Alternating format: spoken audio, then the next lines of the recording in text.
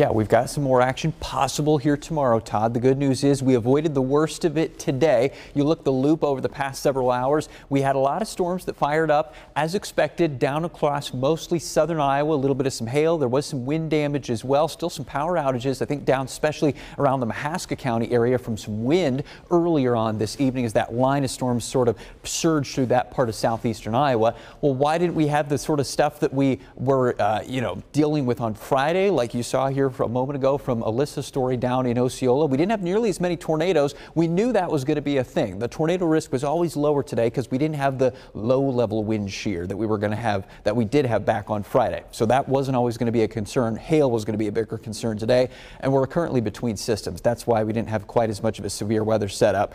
The difference that we didn't anticipate as much, the front shifted a little bit more south and east. So that's why we shifted a lot of our severe weather down into portions of northern Missouri. That's where the tornadoes were earlier on today. So definitely some differences between today and yesterday, and there'll be differences between today and tomorrow as well. There still is a severe weather risk tomorrow, but it's not as high as today's was. Mainly southern Iowa again in that yellow zone, level 2, slight risk. Could see some stronger storms.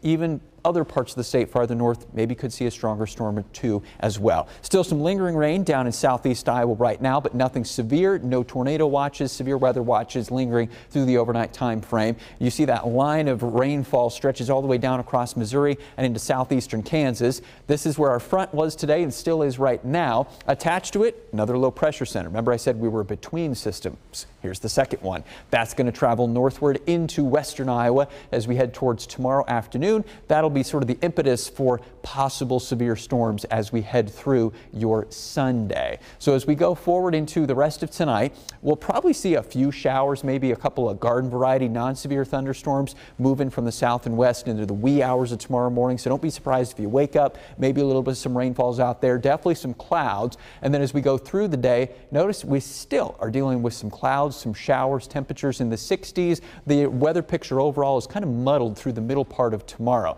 That's one of the differences between tomorrow's setup and the system we had back on Friday. We'll have low pressure come into northwest Iowa by tomorrow afternoon up towards places like Cherokee and Storm Lake and Rockwell City. Close to that low pressure center, that's where the spin is maximized, so it wouldn't surprise me one or two of these storms up there that tomorrow afternoon tries to produce a brief little spin up tornado.